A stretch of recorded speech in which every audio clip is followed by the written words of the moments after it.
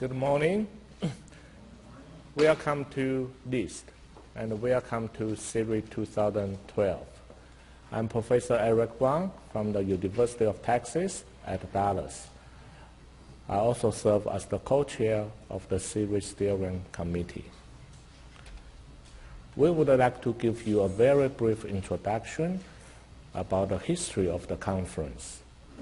In 2006, the IEEE Reliability Society made a strategic decision to establish an international conference with a focus on security and reliability.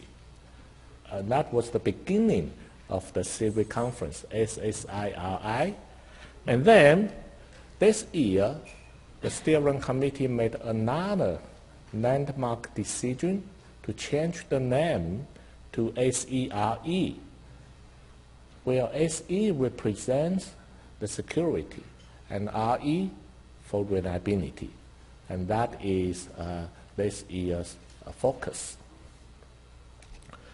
So in the past few years, the first one, it was an informal workshop in Hanoi, Vietnam, and followed by Yokohama in Japan, and Shanghai, China, Singapore in 2010. Last year, it was in Korea.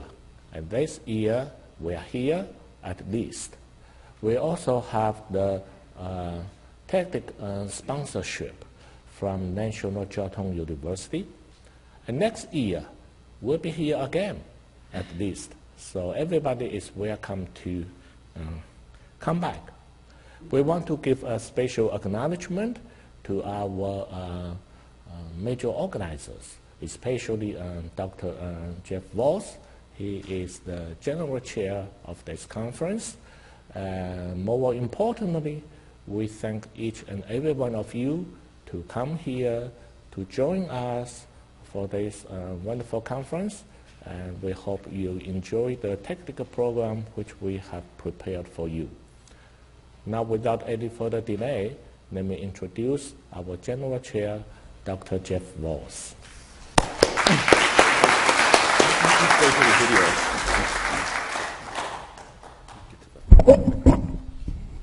Welcome. I'd like to add my welcome.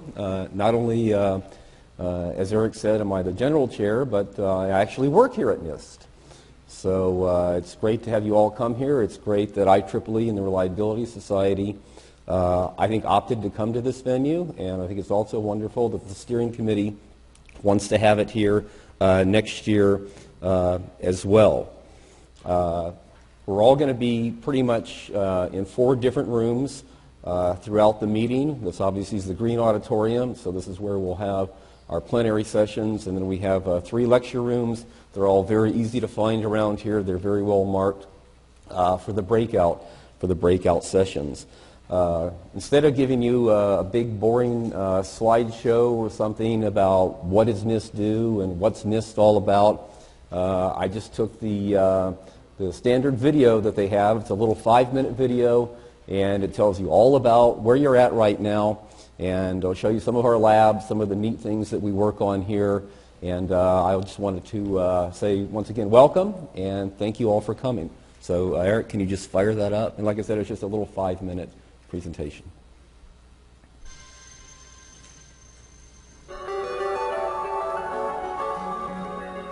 NIST is a really great environment for doing research. I think NIST is excellence. NIST is all about very smart and dedicated scientists and engineers who are making measurements and standards that affect your life and my life positively every day. Welcome to NIST, the National Institute of Standards and Technology, a federal research agency working to improve the nation's economy and quality of life. In state-of-the-art scientific laboratories on several campuses, our scientists and engineers work side by side with industry and university researchers to create the measurements, standards, and technologies that make modern products and services possible.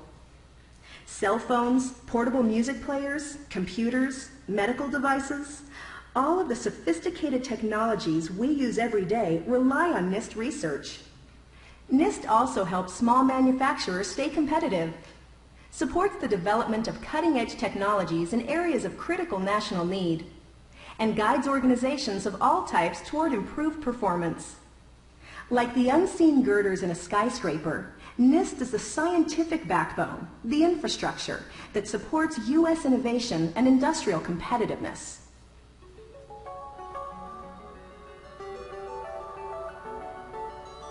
Take fuel cells, for example. Tomorrow's cars may get their power from these pollution-free devices that combine hydrogen with oxygen to yield energy and leave behind only water. But to get development on the fast track, researchers needed a way to look through a fuel cell's thick metal casing to measure its efficiency. NIST and industry researchers solved the problem with a neutron beam imaging method that sees circulating water inside fuel cells, much like a CAT scan shows blood flow in the heart.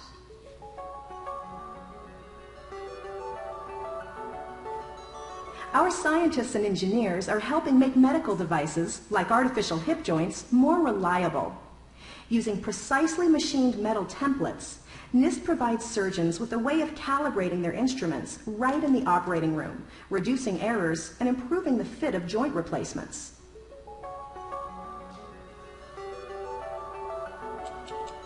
Timekeeping also benefits from NIST expertise. From the first NIST atomic clock in 1949, the Institute has been providing the nation's time with ever-increasing precision. The current NIST atomic clock would have to run for 70 million years to be off by even 1 second. This amazing science helps ensure confidence in billions of dollars worth of financial transactions daily, allows NASA to land spacecraft on Mars, and makes the global positioning system for advanced navigation possible.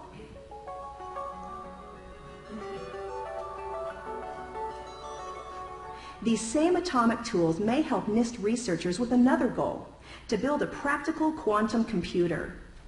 By storing and processing data with individual atoms, quantum computers promise to solve tasks in seconds that are impossible to solve today.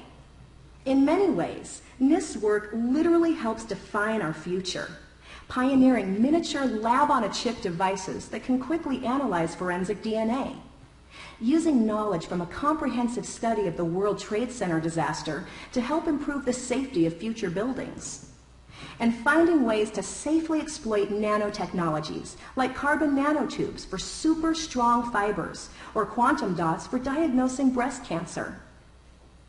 NIST is tackling the toughest research challenges. In the process, our scientists have received 3 Nobel Prizes in physics since 1997. For more than a century, NIST has been the critical bridge between new knowledge and new products and services that strengthen our economy and improve our everyday lives.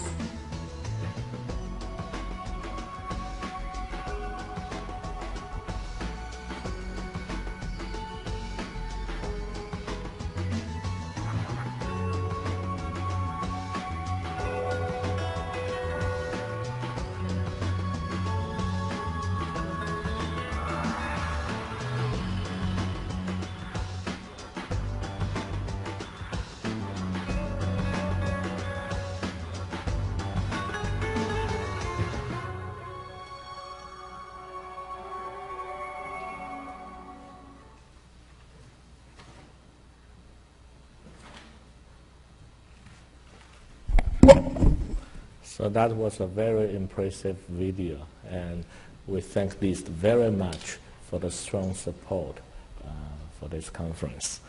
Now it's our pleasure to introduce Professor Shuping Xie, Program Chair of this conference. He's going to give you a brief introduction about the technical program which we have prepared for you.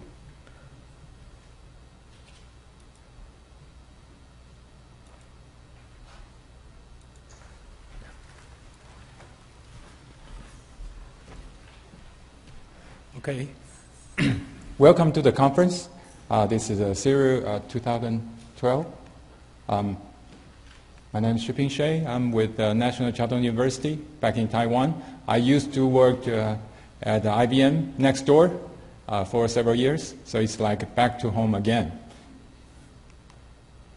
The conference has 4 co-located workshops.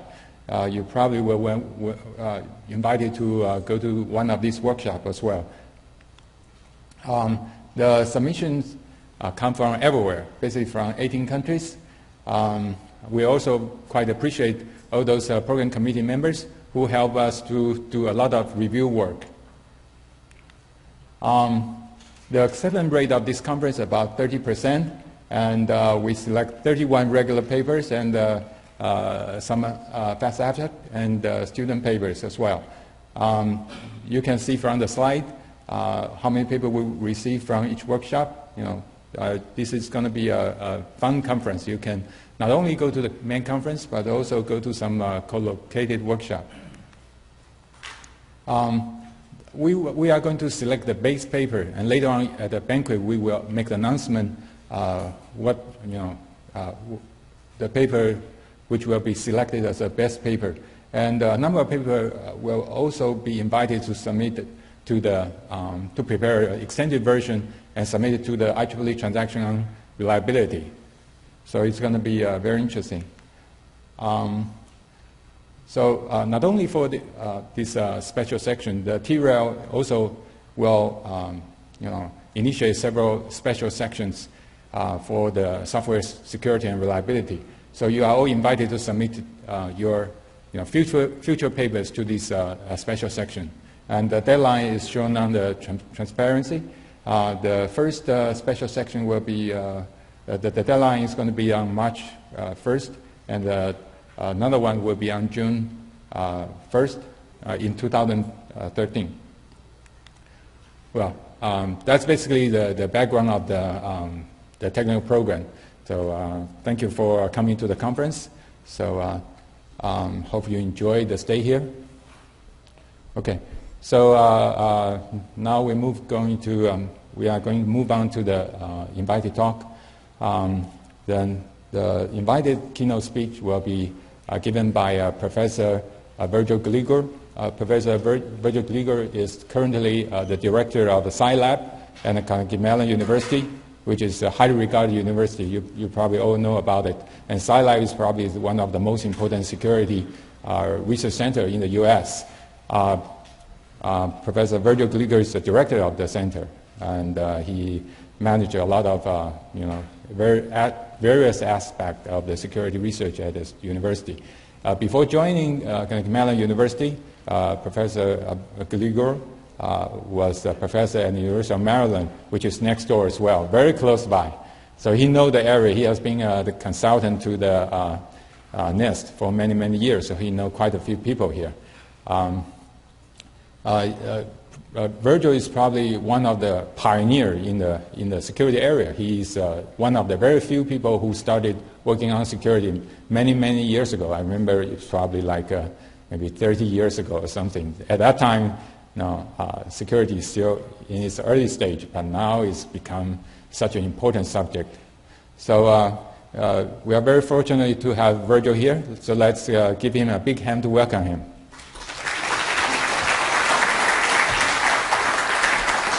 Thank you, Shiping. I'm very pleased to be here. My first presentation in this auditorium was in 1977, Trends and Applications, and probably my last presentation before this one. So it's always good to be here. I had a very fruitful collaboration with NIST for many years. Let's see, this is hopefully on. So what I'd like to do today is to talk about foundations of trust in networks of humans and computers. And in particular, what I will do, I will try to give you my view of what a trustworthy system is nowadays. And of course, that view has changed over the years, as you can imagine. And secondly, I will talk about interactive trust protocols that run on these trustworthy systems. Then I will show you how elements of behavioral economics impact our work in trust protocols and trustworthy systems, and perhaps give you an example of what comes out of applying behavioral economics techniques to the development of trustworthy systems. And then I'll motivate why is it that we are looking at trust again after so many years. In fact, it's probably one of the most fundamental, trust is probably one of the most fundamental systems, fundamental properties that any large systems would have, and networks. And I will make a case that if you want to do fundamental security research, the mechanism and protocols that you should drive your research towards would support trust when none existed before.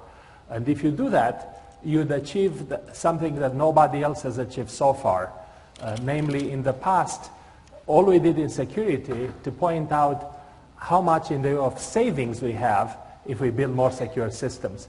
But we were never able to prove that security mechanisms and secure systems really create value when none existed before. Yet it turns out that trust in general helps create new economic opportunities. So what economists have found is that countries where people trust more, they have higher GDP. And of course, this is not a direct correlation. It's a direct causality. It's just a very important correlation, provable correlation. And more recently, economists have shown that trust also improves the total factor productivity. So there is no question that if you add trust where none existed before, among parties that did not collaborate before, you are going to create wealth. So any security mechanism that would help promote trust among competing organizations or among people and organizations and among people collaborating over the internet, then you will promote economic relations and wealth. So this is one fundamental reason why we focus on security mechanisms that promote trust. So far, we have not found any other example in security where security mechanisms would help create wealth as opposed to prevent losses of wealth. All right, so I'll start out with what I call the security axioms, my security axioms or insecurity axioms. These are, of course, glorified observations, so there is not much axiomatic about it, so you can choose to believe them or not. But basically, here is what they are. So the first one says that there will always be bugs, features, human errors that would lead to security vulnerabilities, and there will always be adversaries willing and able to take care of, to handle and to exploit those vulnerabilities. Okay, so we'll never get rid of bugs, features, interesting features, by the way, or human errors that would trigger security problems in systems.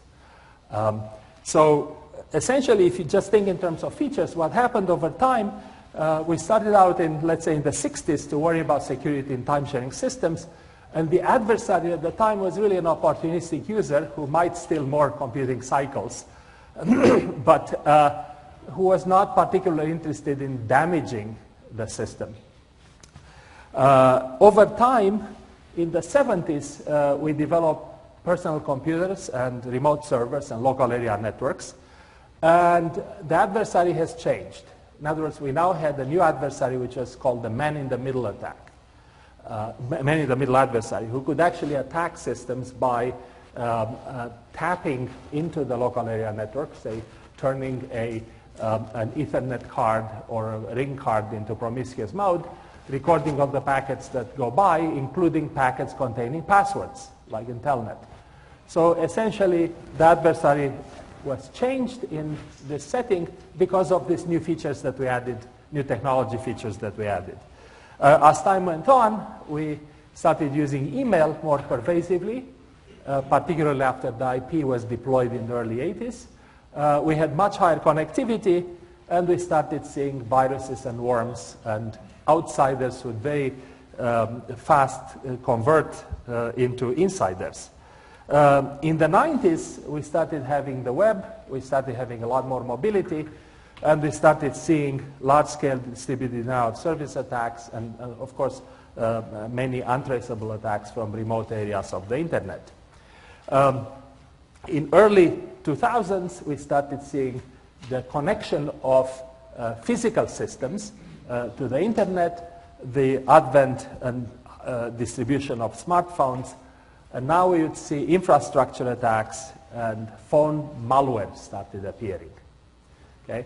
And in recent years, we started seeing the massive use of social networks. And of course, with the massive use of social networks, we got new adversarial behaviors, such as network deception and large-scale scams. So essentially, as time went on, these changes in technologies these features added to the adversaries' capabilities to attack the system. And of course, all the other attacks that we had in the past are still with us. All right, so clearly, I think that axiom number 1 is justified. Axiom number 2 says that there will always be rapid innovation in information technology, and rapid innovation would always lead to low assurance systems. Okay, so this is pretty bleak. Why? Because rapid innovation why do I say this? Rapid innovation in information technology basically represents innovation in an unregulated way. So we have rapid innovation in other fields in a much regulated way. For example, in the aircraft industry. That industry is regulated by reliability standards which are very strictly enforced. Right? Biotechnology. FDA regulates that industry with very strict standards. Right?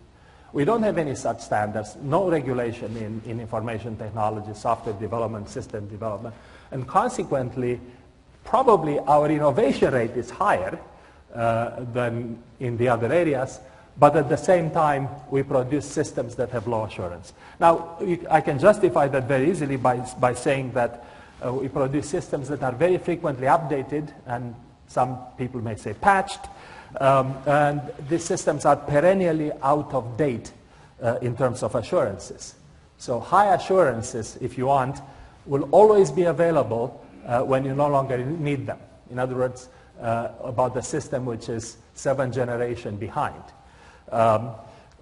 The other problem is that we build systems, because of rapid innovation, we get basically a variety of components in our systems that are produced by others at much lower cost. And of course, we have assurance of non-uniform grades. We use components of very diverse provenance, and consequently, we cannot really say much about the assurances of the entire system. Okay, so finally, my third axiom is that there will always be large, complex software systems whose security is not fully understood by most people. And in fact, this is supported by observations that others have made, including Bartle Lamson, who says that in software, only giant modules survive. And this was his keynote at the International Conference of Software Engineering in 1999. And the second thing that he points out, he says that security is fractal. Every part of it is as complex as the whole. So clearly, we are facing significant challenges. And in face of these significant challenges, in terms of axiom number 1, bugs, features, operator errors, and security vulnerabilities. Axiom number 2, rapid innovation in this area produces low assurance systems. And these observations about large software systems having security not fully understood by most people. The question is, what's a trustworthy system? In other words, what does that mean? If these axioms are true, and presumably they are because I call them axioms, well, what does it mean to have a trustworthy system? And in particular, I call a trustworthy system a system with demonstrable properties despite axiomatic insecurity of their commodity computing platforms. In other words, we will always work with commodity platforms, which would always be insecure, But what we are trying to do, we are trying to add security properties to these insecure systems. And the properties that we are adding to the commodity systems would be demonstrable in some rigorous way. However, we cannot dispense with commodity systems, which according to my axioms will always be low assurance. Okay? In other words, they'll always be with us. So consequently, there is no such thing as building this highly secure kernels that we were talking about in the late 70s and 80s. And upon those highly secure kernels, we'll develop these highly secure systems for all applications around. That has not worked in the past and will not work in the future, of course, because that requires high assurance. And of course, we won't have that. Okay, so what we should do is to retreat from that point of view and say, look, we'll always be working with commodity systems, and we want to add and compose high assurance properties in the systems. So basically, the idea is that these properties that we are talking about, demonstrable properties, are properties that should hold in the presence of an adversary. In other words, these properties should hold if you have malware in the systems or if you have malicious insiders. Okay, so now let me go to describe what I call interactive trust protocols and see where some of these demonstrable properties are necessary and where we can provide them, and then bring in something that some of you may have thought about, many perhaps not, bring in these notions of behavioral economics and show how that helps us design systems and to what extent.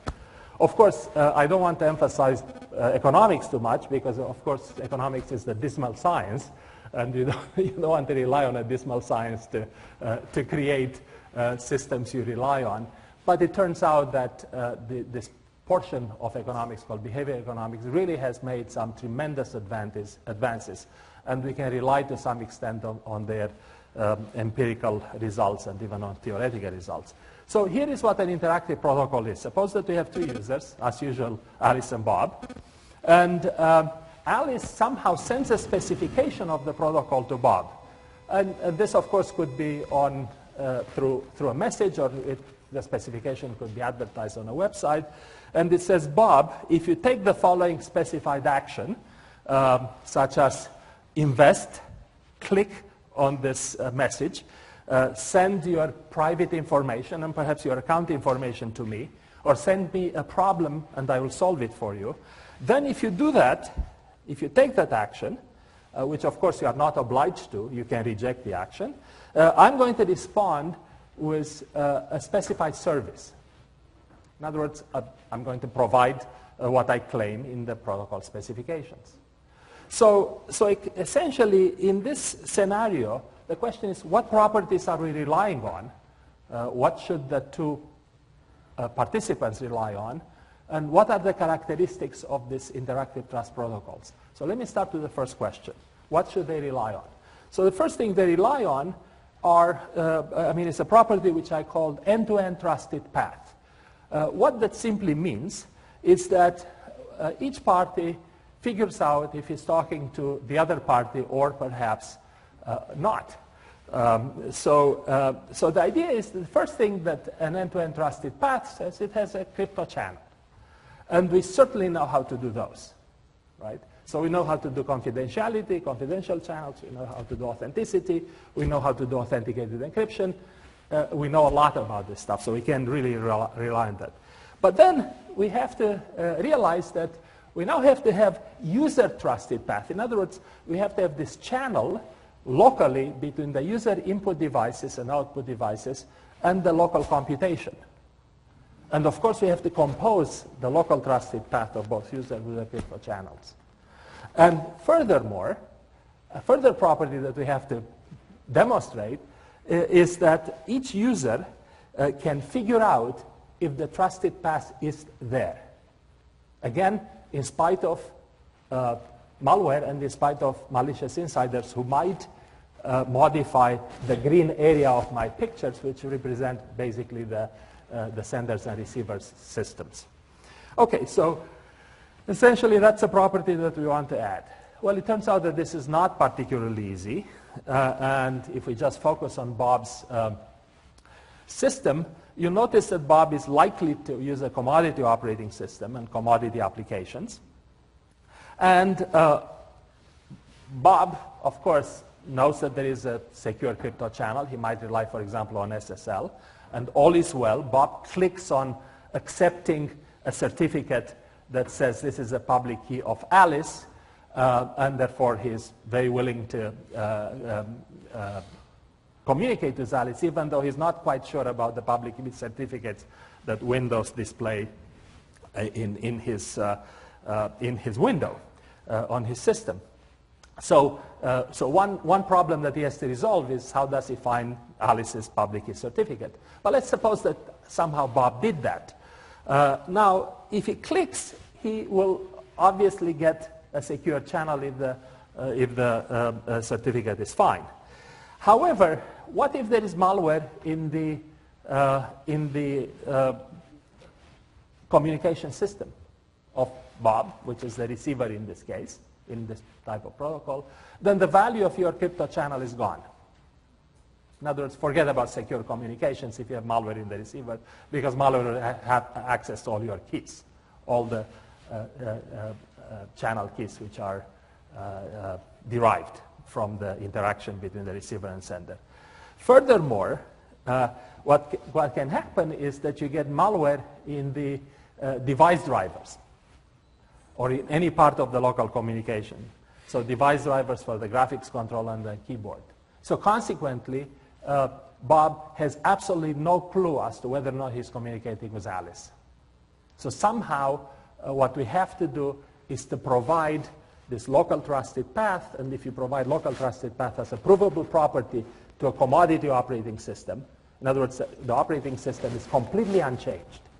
So you can run Windows, you can run Linux, completely unchanged, but you still have this local trusted path, even if you have malware in Windows or your applications or your Unix, your Linux type system or Unix type system.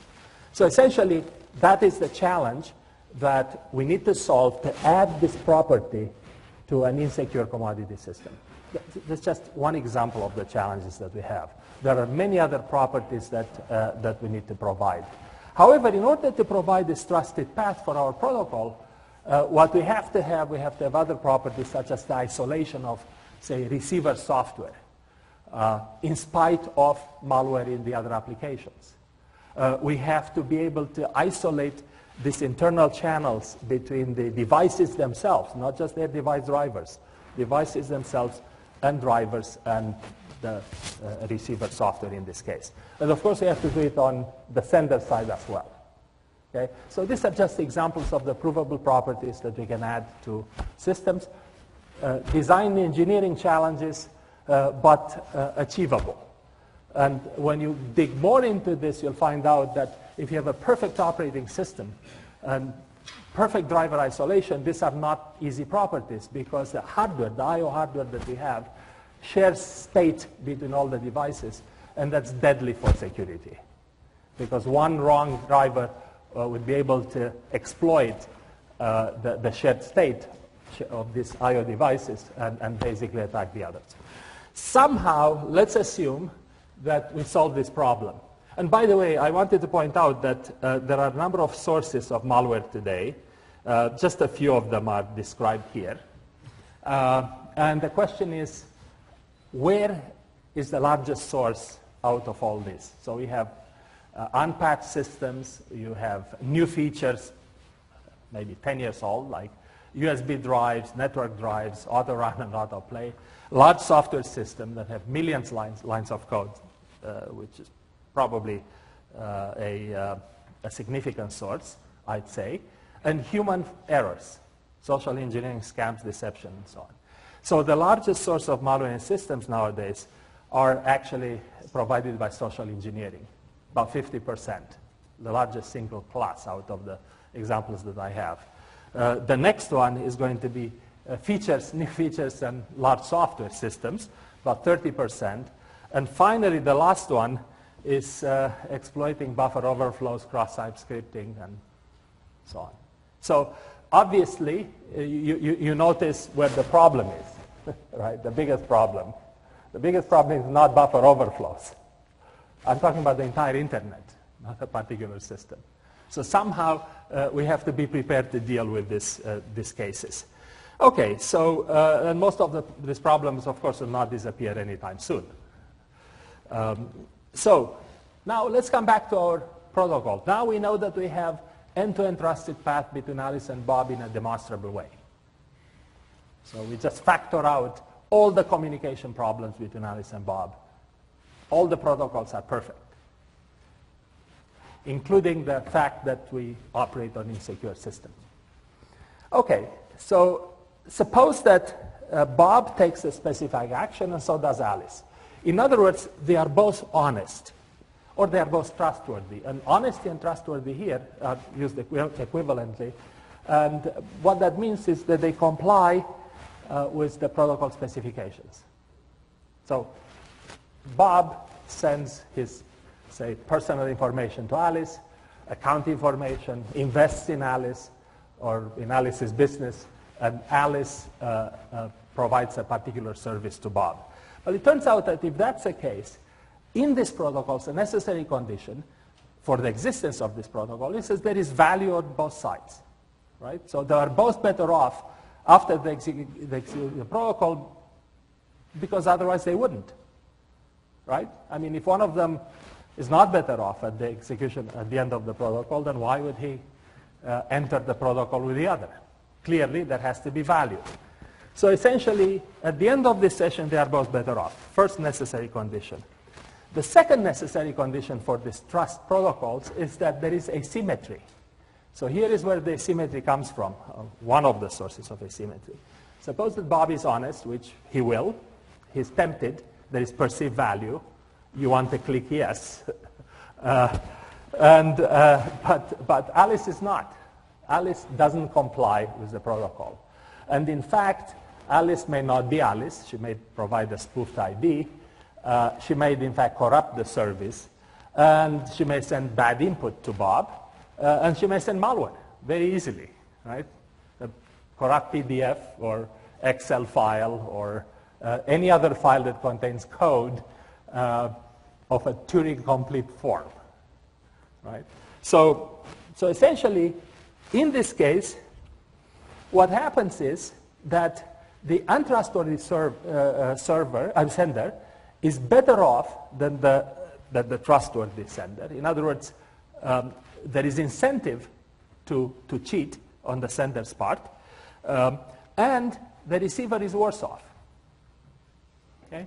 So that's clearly an asymmetric position in the protocol. And in fact, you can measure the gain of dishonesty.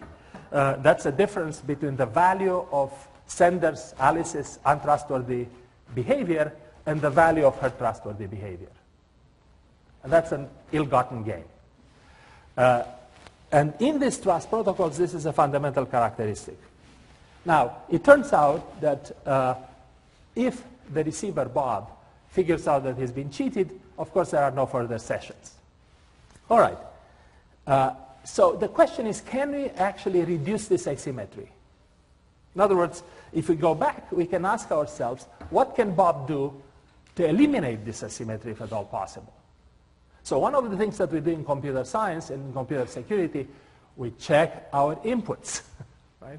So essentially what you notice here, the red line from Alice to Bob is basically means that the input could be bad, the input that Bob receives. So the question is, if Bob can check the validity of the response from Alice in this protocol to absolutely all possible, all necessary extents, then it doesn't matter what behavior Alice says, doesn't matter how much malware Alice has in her system, Bob is isolated. So Bob does not depend on Alice if Bob can actually check its inputs properly. Okay? Is that always possible? And the answer is unfortunately no. Why not? Because the response from Alice to Bob, namely the input to Bob, may in fact contain an arbitrary program. And the output behavior of that arbitrary program which Bob inputs is, of course, undecidable. So in theory, isolation is not possible in general. Secondly, it might be possible but not efficient. In other words, what Alice sends Bob is a result of solving a co-MP complete problem. So solving a co-MP complete problem is obviously efficient, but verifying the results of the co-MP complete problem is obviously inefficient, right? Because otherwise you solve the problem MP equal P. So essentially checking might be possible but highly inefficient, and sometimes is impractical or inconvenient. So basically isolation is not always possible, but we should carry it out in all our systems to the largest possible extent. What else can we do? So the other thing that Bob can do is to say, look, I'm not going to bother to check anything. This is too complicated. But suppose that I have a recovery mechanism, and I can always recover from Alice's bad input. Okay? Done, right? No problem. I can always recover. Well, is that really the case? And the answer is no. You cannot always recover, because the actions that you take in response to a bad input from Alice, like malware from Alice, may in fact affect other actions which are undoable. Which are no longer undoable. In other words, you may actually carry out an action outside the system that you cannot undo. So the problem is that recovery is not always a complete solution, but of course it's useful to have recovery mechanisms. Okay, so what else can we do? What we can do depends on the nature of Alice. So basically we're asking ourselves, is Alice a human? So if Alice is a human, then we are asking, is Alice's computing correct? Is Alice's system correct? And here is software security comes in. So are the security characteristics of the sender trustworthy in the sense of correctness? Let's suppose that that's the case. But then we still have to figure out if Alice's behavior is honest or according to the protocol that she specified. And this has something to do with obtaining trustworthy evidence about the sender. Trustworthy evidence about the sender is stronger than correctness, right? Because it requires also Alice's behavior to be correct. So that's one thing we can do if Alice is a human. If Alice is a human as well, we can punish Alice if she sends us bad input. We can try to deter Alice from doing so. So these are perhaps something that we should think about, and we will. What about if Alice is a computer? Well, we only have trustworthy evidence about Alice that we can rely on, if available, such as complete and correct system evidence and evidence of correct machine code. Okay, so can we rely on these features? Well, we surely hope we can. Even if all our systems are perfect, and I'm sure all of you are working towards achieving this goal, even if that's the case, we still have to deal with Alice's behavior. And we can perhaps rely on punishment. So essentially, what we are going to require is trustworthy evidence about Alice's system and Alice's behavior. Notice what we are requiring, evidence. Evidence is about past behavior, not about current behavior or future behavior. Okay, so if you are wondering about what's going to happen now, you might not necessarily be right. Remember, past behavior is not necessarily predictive of the future. All right, deterrence. So if we can actually deter Alice, possibly through threats of punishment, then Alice may not give us a bad input, but basically we don't necessarily know if that's the case. In this protocol in particular, there is no deterrence. I did not specify any deterrence mechanism in the protocol. It's simply a sender-receiver protocol with no auxiliary deterrence mechanisms. All right, so now I want to pause here and point out one thing. The claim is that in these trust protocols, there is nothing else to think about. Now, this is a very bold claim. In other words, you think about isolation, you think about trustworthiness evidence, obtaining it and evaluating it, you think about recovery, and you think about deterrence. Nothing else left. How can I close the area as boldly as I'm doing now? Okay, well, here is how. You get this completed notion if you look at behavior economics. Behavioral economics says that you always have two things, beliefs and preferences. So the beliefs are in this case, there are beliefs in the trustworthiness of the sender, namely future behavior of the sender, not just past. And secondly, the preferences or aversions come into two categories: risk aversion and betrayal aversion. So you deal with risk aversions when you deal with systems, inanimate systems, and you deal with betrayal aversions when you deal with Alice behind her system. And it turns out that these are all the things that behavioral economics tells you that you should worry about in a trust protocol. And the trust protocol that I mentioned here is really called the one-shot trust game in behavioral economics. These were invented about 1996, and since 1996, people looked at them as being fundamental concepts of trust in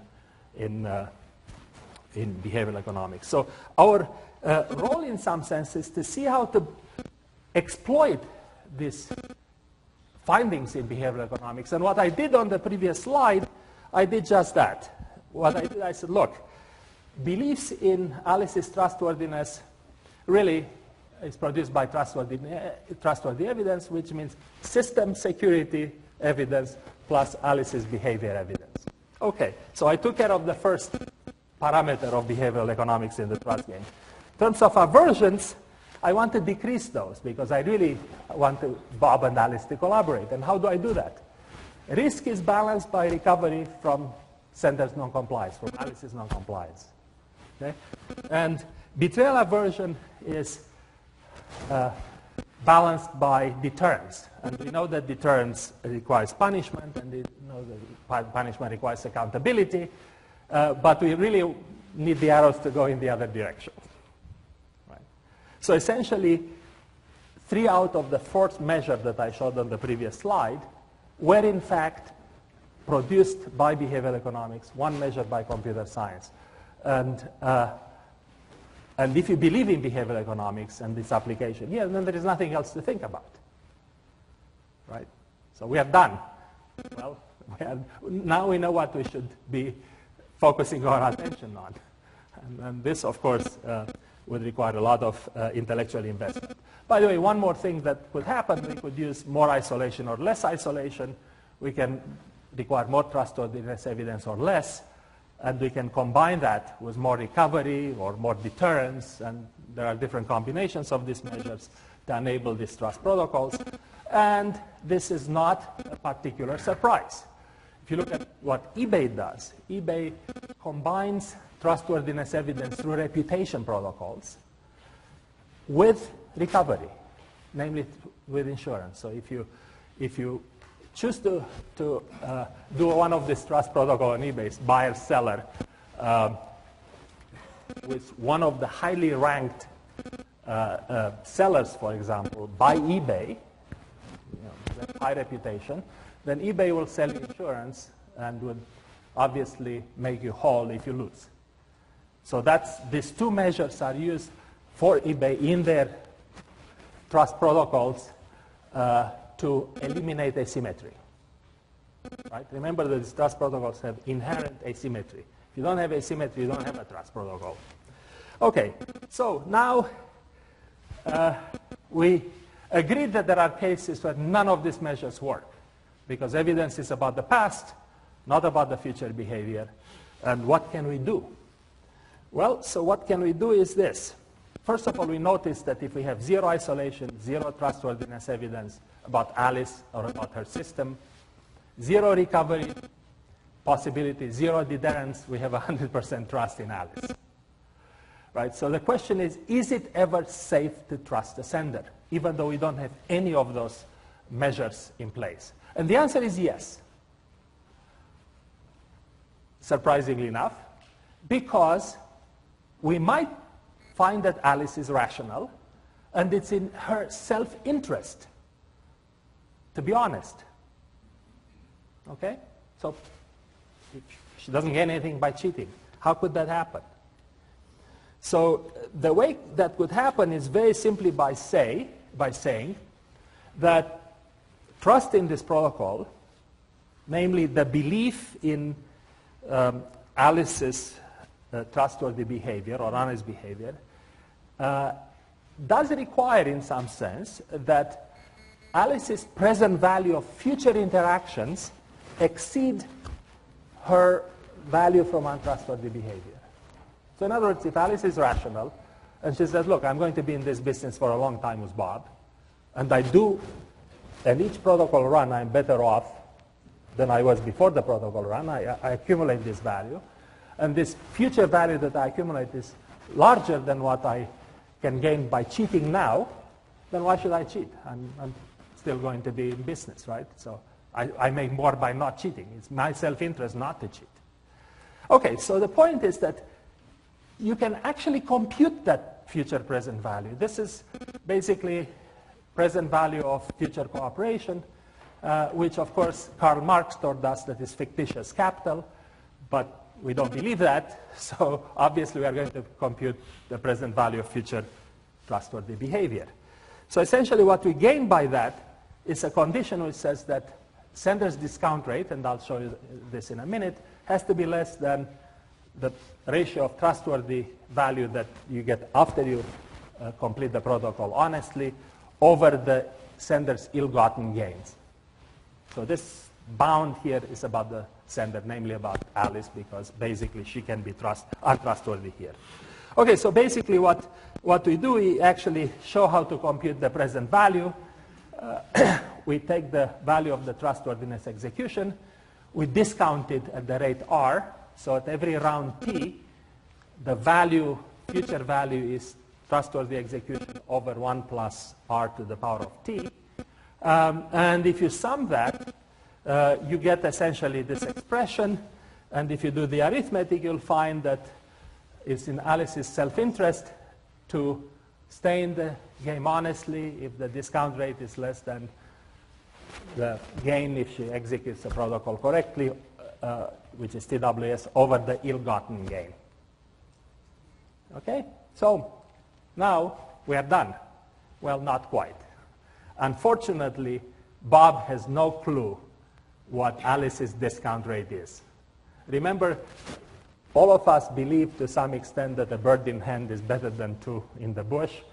The bird in hand is the discounted value of the 2 birds in the bush. But the question is, how do you discount that? Well, in this case, we know exactly what our discount rate is. It's 2 to 1. But what's Alice's discount rate? How can I figure out what it is? And I can't. So we're stuck. Well, not really. So what we are going to do is to say, look, we really don't know what the bound on the discount rate is. But we know 2 things. We know that if the ratio of TWS, value of correct execution, honest execution by Alice, over her ill-gotten gains, if that ratio goes to infinity, no matter what, Alice's discount rate is going to be smaller. So I'm going to be in the trustworthy area. So let's try to make the ratio go to infinity. The other thing that we know for sure is that if that ratio goes to 0, Alice's discount ratio is going to be higher, and we are going to be in trouble. That's all we know. We don't know where R is, the discount rate. Okay, so let's try the 0 case, the bad case. So what that tells you is essentially that you have to have a lot of future interactions with Alice for Alice to be honest, to stay honest. And in fact, you have a lot more than 2.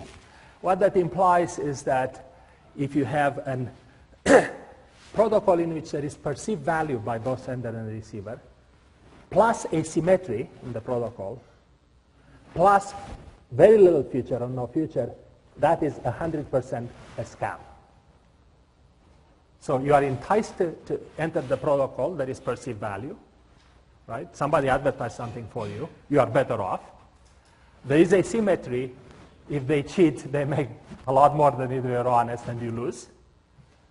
Plus, there are no future interactions. So there is no way for the potential cheater to balance his self-interest. There will be no self-interest except cheating. So if you find a protocol like this, somebody has to warn you that what you are in a scam. Or if you are an employee and you are about to be fired and you figure it out, in other words, there are no future trust, no future interaction, no future benefits, guess what? You are more likely to become an insider. Anyway, so what I'm trying to point out that this trust protocol that we have really gives us the fundamental characteristics of scams and deception in these trust protocols, one-to-one protocols. Trust or confidence protocols, right? Okay, so let's take the easier case and say, look, let's make that bound go to infinity, and then R, the discount rate, would always be smaller, and we can always trust. Wonderful. So to make that ratio go to infinity, we have to make Alice's ill-gotten gains go to 0, quite naturally. Right? So how do you do that? There is no way in the protocol that I described to do it. Right? There was no, clearly the asymmetry was not reducible, the gain could not be 0. So how do you do it? Well, so to do that, we have to actually rely on a trusted third party. Let me just say a few words about it, and then show you where this will take us in the design of protocols. So suppose that Alice is required to deposit the value of her ill-gotten gain as collateral in an escrow account with a trusted third party. So if she misbehaves, the trusted third party pays Bob, the ill-gotten gain, Alice makes nothing, and consequently there is no incentive for her to ever behave maliciously or dishonestly and not execute our protocols correctly. Done, right? We eliminated the asymmetry. No more asymmetry in the protocol. Okay? So, problem. This is a non-starter. Why? Alice may not be able to post the collateral, particularly if she talks to many Bobs. For each one of them should deposit collateral, she'll be out of business. Or if she has that collateral, she wouldn't be in this business. She'd be in Las Vegas or somewhere on the French coast, or in a nice place, but not in this protocol. Second problem is, I thought we were resolving a trust protocol. Now we have a trust protocol with a trusted third party. Have you solved anything, or are we in a cyclic reasoning situation? Again, a big problem here. But we do have deterrence. Alice will never cheat here if we can do this, right? Because there is nothing to gain, and she gets punished by losing the collateral. And secondly, we have a notion of acceptability. So long as that collateral covers Bob's losses when he loses them, and before he ends the protocol, then, of course, the collateral is acceptable by Bob, and if not, it's not. Okay, so where does this take us? So now we know that there is a way to eliminate the asymmetry, and we know that we have two hurdles to pass. So it turns out that there is an area where there is always collateral, by default. And this area is basically an area where there is social collateral. Now Alice and Bob have a social relation. Social relation, by definition, means that there is value in future interactions, right? By both parties, by Alice and Bob. So Alice may be a friend, may be a relative, may be a classmate, a courtier, a boss, a co-conspirator, if you are within the mafia realm. But there are future interactions, right? And there is value to those future interactions, and we call that value called social collateral. So I'm Bob, and somebody is Alice, my friend. Of course, I know there is an asymmetric protocol, but I'm willing to take Alice's input because we are friends. We know that this friendship will last. If it doesn't last, it's over, and Alice loses the collateral she'll have with me. So that's built-in collateral. All right, so now, and of course the trust protocol always starts. There is no trusted third party, no need for one. And basically there is also a fundamental hypothesis, namely that a loss of a social relation deters more than the law. And it turns out that there are experiments that people have conducted and have shown that. In fact, it doesn't mean that social relations and laws would deter. It doesn't even mean that the law deters. just means that social relations deter more than the law. And there is some support to that hypothesis, and people actually believe this. Okay, so if that's the case, then we have deterrence. And of course, we have acceptability as well, because the higher the receiver's exposure is, the higher Bob's exposure is to Alice's bad input, unchecked input or uncheckable input, unrecoverable input, right? The higher the loss is, the potential loss, the higher the friendship or the social relation has to be, the higher value has to be, right?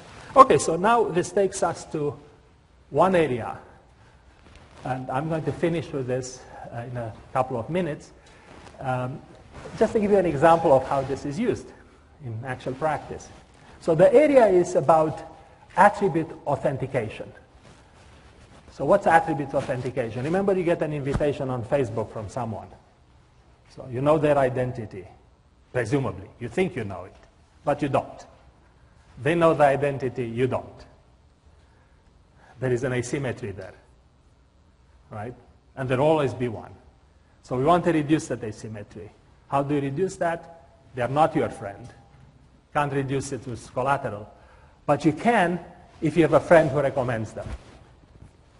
Okay, so essentially what we are trying to do now is to say, look, if I have a friend and I feel the value of the social collateral in my friend, if my friend recommends somebody and I can tell what their tie is about, then that tie can justify my accepting their identity.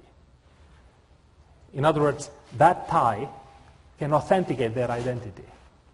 Okay, so the attribute that I want to authenticate are identity certificates. When I don't trust the hierarchy, certificate authentication hierarchy, and we learned that we could not trust them because governments can create false certificates. Adversaries can cause false certificates. So we cannot really rely on that, but we can rely on certificates through our friends' recommendations, because otherwise we will not be friends for too long. Right? So we can authenticate attributes such as address and location, social connections, and maybe reputation and credentials. So here is the idea. The idea is that I get an invitation, or I get an input, which is red. Cannot check it. And that input may be the identity of a party I don't know called C. And I might even get a certificate for C. And I'm supposed to respond with my personal information, like on Facebook. My account information, like if you talk to a Nigerian sender C. Right? So the question is, do I accept to participate in this asymmetric protocol or not?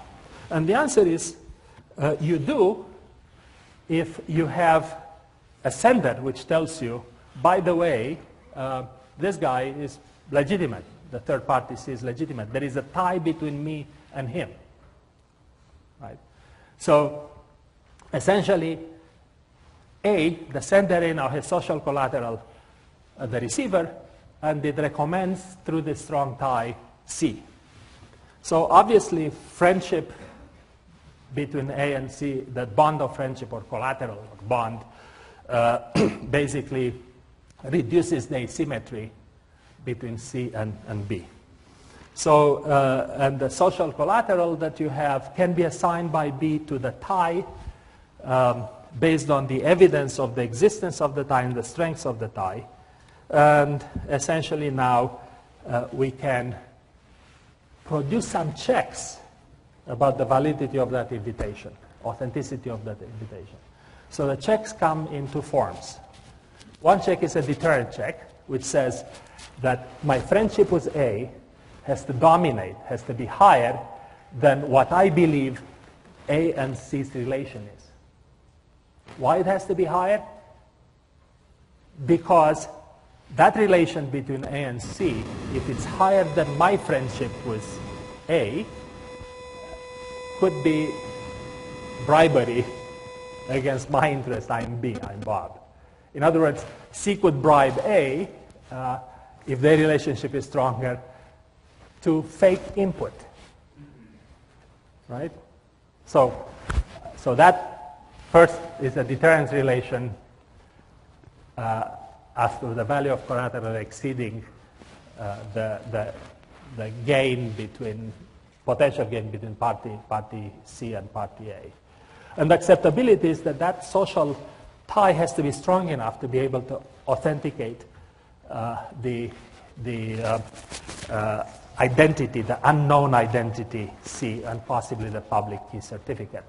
So essentially what the protocol is very simple. Party A and party C exchanged strength of tie information. Party A signs it.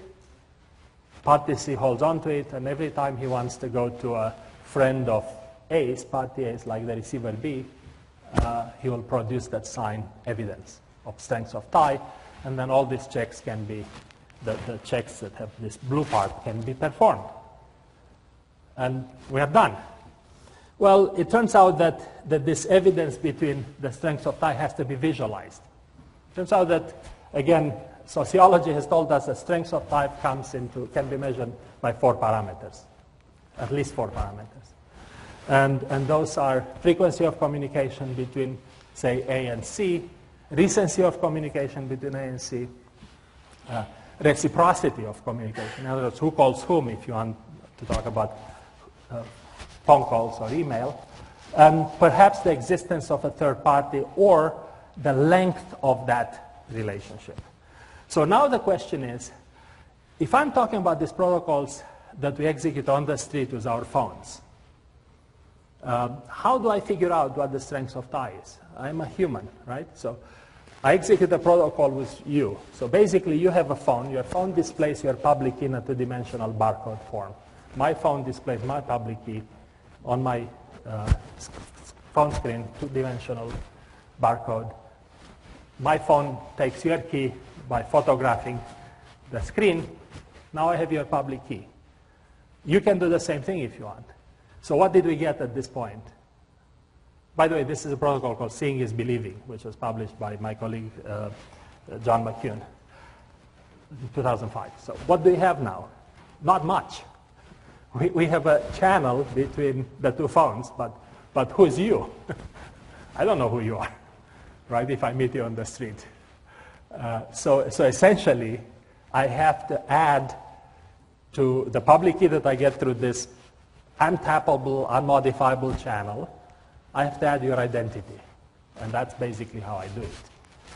Okay, so now the question is, to add your identity, I need to display on my phone the relationship between you, an unknown party, and my friend Alice, A. So here is a very simple protocol where you actually, Bob doesn't have enough evidence about Alice's relationship with C or Charlie, but then Bob selects another friend who might know Charlie, and they both sign evidence of strength. And the question is, how is that evidence displayed? So you can display on the phone basically evidence like this, which says here is the frequency of communication vertical axis, here is the recency and time span lengths of the communication. The half circles tell you who started or who initiated and who reciprocated. And all the strengths of tie information is captured in this graph, everything. And this graph, by the way, is derived from emails exchange, peer-to-peer communications, physical encounters, because your phone actually has an accelerometer in it and also has a GPS in it, and phone calls. So all that evidence is bundled, is represented as this. You have an average, you are Bob, the receiver, and you look at it. And what you see here is that Alice's strength of tie with this guy Charlie, the red party C, is not that strong. So you wouldn't accept that public key and use it, right?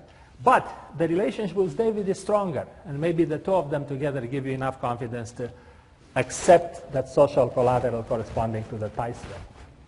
Okay? Now, so we did a little bit of human studies to figure out if the strengths of tie can be displayed to users. And what we found so far is that users do understand what the graph means. means. They would accept invitations from strangers if they had this mediation by good friends. Quite a lot of them would accept them. They also feel that, by the way, displaying the relationship between them and others, like strength of time, is not a violation of their privacy, but only about 60% believe that, not 90. They felt that they would trust the authentication, that the authentication is easy to use, and the visual evidence was useful, and of course, they find it usable. Now, this is Mechanical Turk. So we continue to try to evaluate not just this system, but also other systems where you display strength of tie evidence so that we can use it in conjunction with whom we believe are our friends, and therefore we could reduce the asymmetry when we get an invitation from a stranger through the existence of our friends. Okay, so these are social trust protocols. Okay, so now let me come back to the beginning and conclude. Why trust? As I mentioned at the beginning, trust correlates with wealth. This is unambiguous. It's shown by measurements of trust by the German Socioeconomic Panel, US General Social Surveys, World Value Surveys. So correlation with GDP. No question about it. What's our network interpretation of this? Our network interpretation is that new trust relations that we establish by reducing asymmetry, right, possibly through friends or possibly through other forms of social collateral, like trust networks, which I'll mention in a minute, new trust relations create larger pools of services, more cooperation, and a network effect where it counts, not at the interconnection level where Bob Metcalfe used to talk about, right? The network effect there is useful. It's a necessary condition, but this is where it matters, right?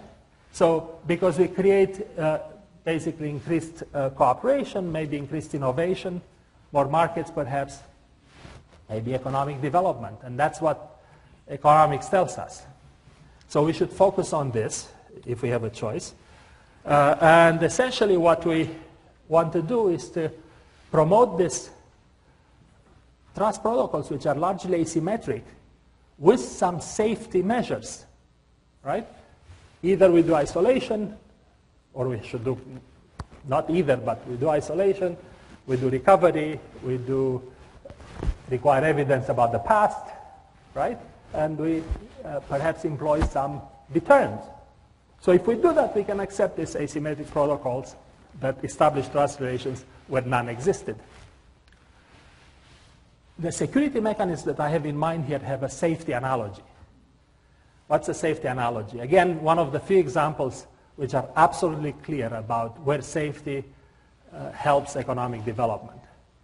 So I live in Pittsburgh near this place where George Westinghouse has a statue. And it turns out that he invented air brakes in rail cars in 1896. And his company, Union Switch of Signal, which is still in operation in Pittsburgh, introduced automated railway signals and stops about 1882. Those features were directly responsible for safe increase of train speeds, which was responsible tangibly for the increase of railroad commerce, which in turn created economic opportunities. So basically what you see here is that the safety mechanism, or safety mechanism in general, led to more commerce and more economic development. My claim is that security mechanisms that help establish new trust relations where none were possible before would actually have the same effect. And possibly now on a larger scale than railroads. So it's clear that railroads actually have direct linkages with economic developments. I remember when I was a graduate student at Berkeley, I knew at least 3 people who were writing PhD theses on how the railroad's introduction in Belgium helped increase over time Belgium's GDP. So obviously there's lots of work in economic history in the US showing that the railroads really had contributed to economic development. I actually claim that mechanisms that we invent in security for trusted system, trustworthy systems, and trustworthiness in general would actually end up having in the long run the same effect. So our goal should be to seek such mechanisms, such security mechanisms, that would help increase this trust relation. So what future research do I envision? Well, let me start with the last one. Basically, I'd like to see in the internet have trust networks in parties that trust each other, that would recommend perhaps the use of certificates, not CAs, not certification authorities, but networks such as the one that, more elaborate than the one that my colleague Adrian Perry described in the system called Perspectives, that you could all use on the internet, which apparently has been enhanced by Google now. So essentially we explored here social collateral among multiple parties, and clearly, again, economics shows that trust networks increased cooperation and developed new markets starting with the 11th century.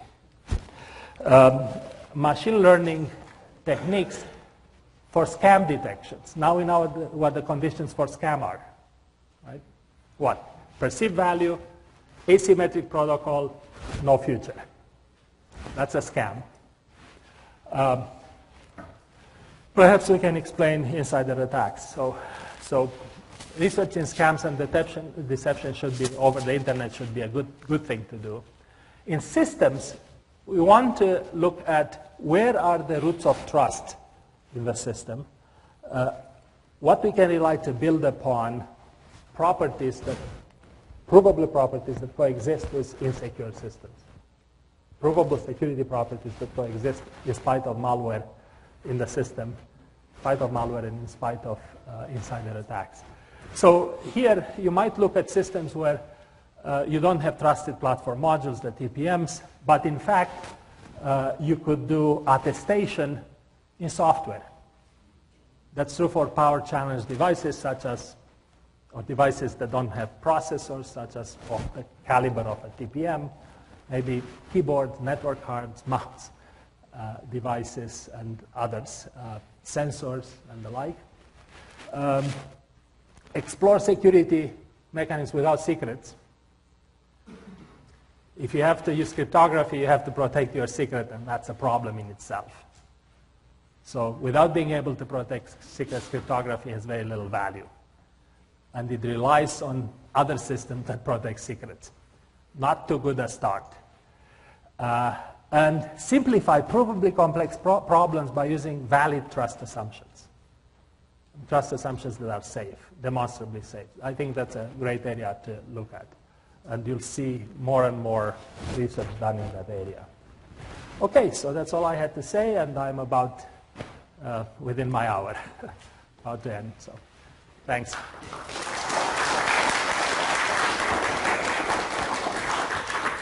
Maybe we can take a couple of questions.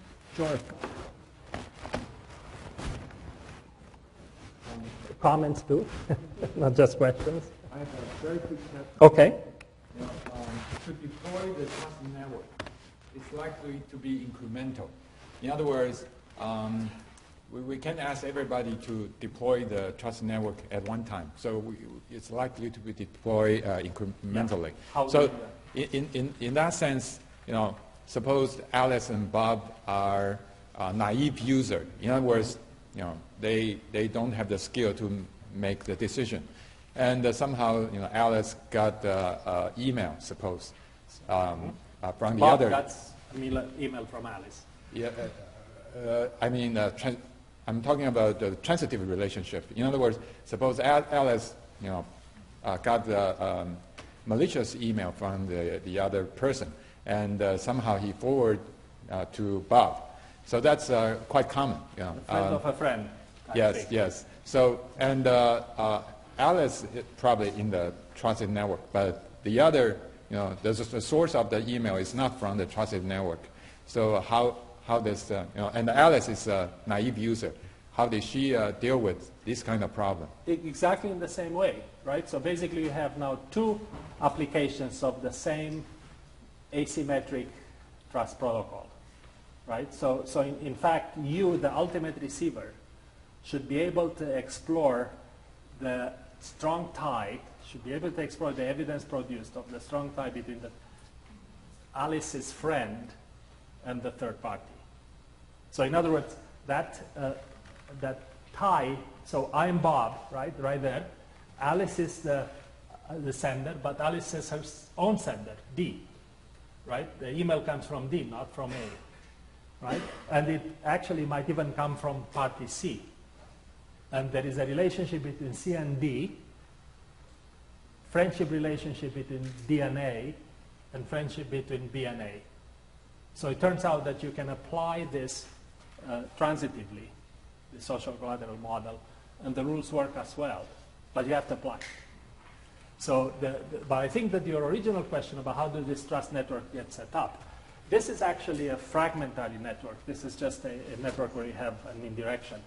But I'm actually talking about larger networks. Let me give you an example about the kind of networks I have in mind, and I'll stop. Okay. So a historic example given by Avner Greif, who's a professor of economics at Stanford, about the Maghrebi traders. The Maghrebi traders were 11th century traders around the Mediterranean. Maghreb is now where Tunis is. And these were essentially Jewish merchants that came from the Baghdad area that migrated, right? And they traded around the Mediterranean. So suppose that I'm a trader in Tunis, and I want to sell the wool from my ship in Palermo, in Italy, right? So essentially, I established this trust network. I'm part of this trust network of traders. No reliance on law, or very little reliance on law, just on trust relations.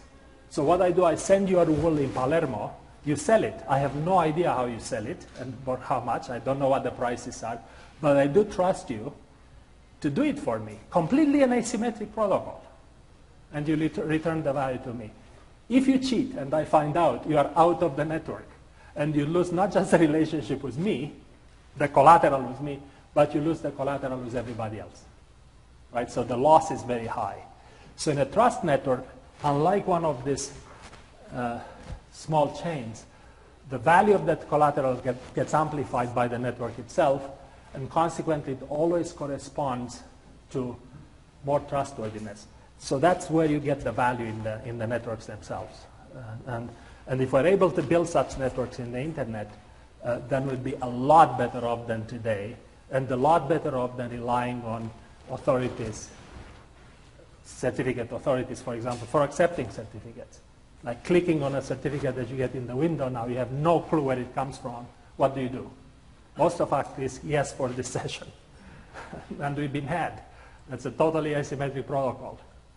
Right? But if we have a trust network which says, yeah, this certificate is okay because so-and-so says so and so-and-so says so, then we have much higher confidence in clicking yes. So there is value in trust networks beyond friendship with Alice. Okay. Since maybe yeah, go ahead. Maybe we can. Let's take another question. Okay.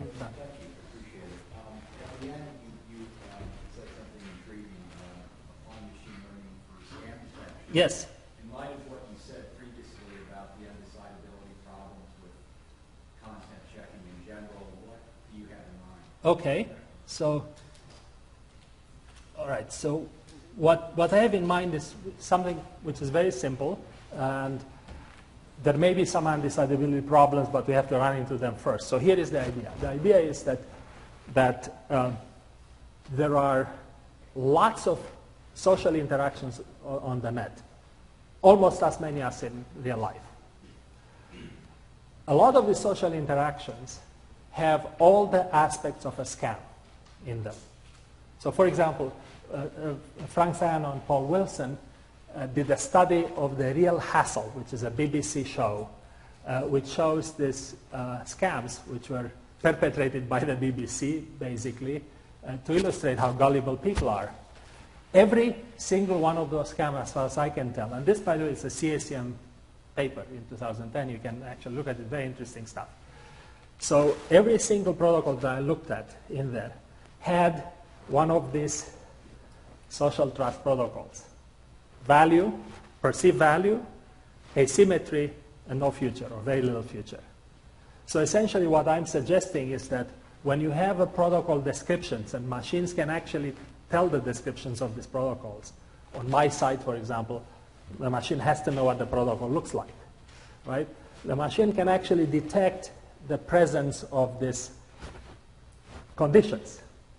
Value in the protocol, asymmetry, and very little future or no future. And that can basically help me. I mean, the machine can actually tell me, look, this looks like a scam because of the following reasons. But give me the reasons, not just this might look like a scam. Big deal. I mean, everything looks like a scam, right? So I like to see why this might look like a scam and what's the consequence of the scam. That's where machines learn. And